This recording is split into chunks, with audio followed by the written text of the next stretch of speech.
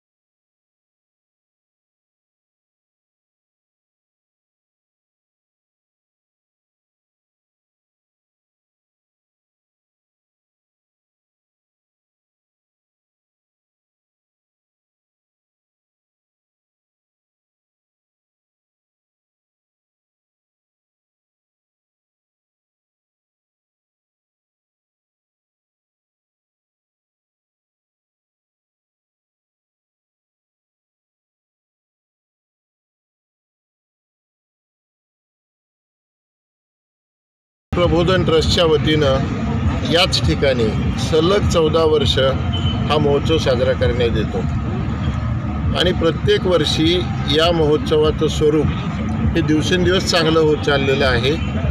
येणाऱ्या सगळ्या समाजातल्या लोकांची या ठिकाणी प्रचंड गर्दी असते आणि आपण पाहिलं असेल येताना अजून तरी आज सुरुवात आहे की विविध प्रकारचे खाण्यापिण्याचे स्टॉल, विविध प्रकारच्या वस्तूंची विक्रीचे स्टॉल या ठिकाणी लावलेले असतात आणि या सगळ्याचं श्रेय या प्रबोधन ट्रस्टचे अध्यक्ष, माझे सहकारी, महापालिकेतील माझे वरिष्ठ नगरसेवक सन्माननीय नामदेवजी भगत आणि त्यांच्या पत्नी यांना जातं।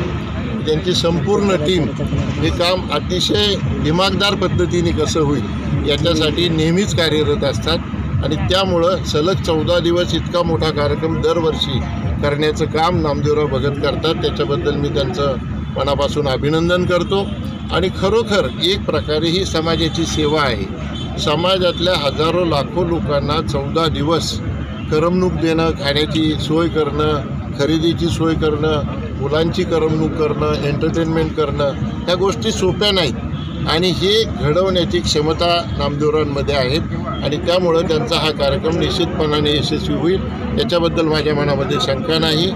आज त्यांनी माझ्या हस्ते या महोत्सवाचं उद्घाटन केलं आणि त्याला निश्चितपणाने यश मिळेल अशा प्रकारची शुभेच्छा या निमित्तानं मी देतो। आगरी कोळी समाज प्रबोधन ट्रस्टच्या वतीने गेली 14 वर्षे या ठिकाणी हा महोत्सव संपन्न होतो आणि आज आपण जर पाहिलं या ठिकाणी 14 वर्षे या कार्यक्रमाची उंची वाढवण्याचं काम नामदेव भगत यांनी केलेलं आहे। आजच्या कार्यक्रमाच्या निमित्तानं त्यांच्या शिरपेचामध्ये आणखीन एक दुरा रोवला गेला असं वाटतं। आगरी कोळी महोत्सव बरेच लोक भरवण्याचा प्रयत्न करत आहेत, परंतु हा कार्यक्रम मात्र वेगळा आहे।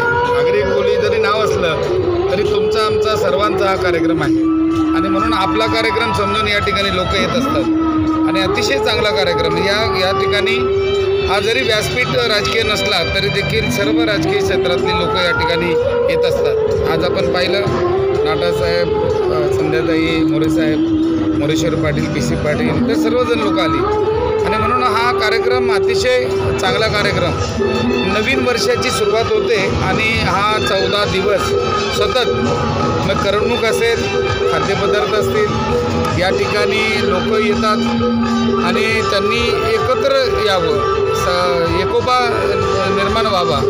आज आपण बघतोय ना की या परिसरामध्ये भांडणं वगैरे आता होण्याचं काम बंद झालेलं आहे।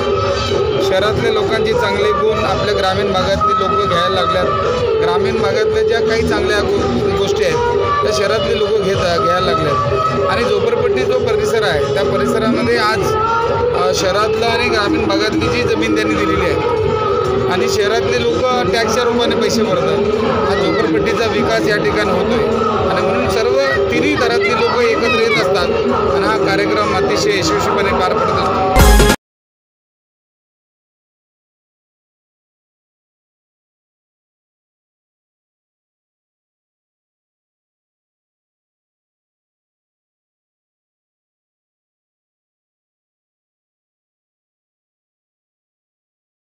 आने के लिए सब्सक्राइब करो न्यूज़ एंड एंटरटेनमेंट चैनल।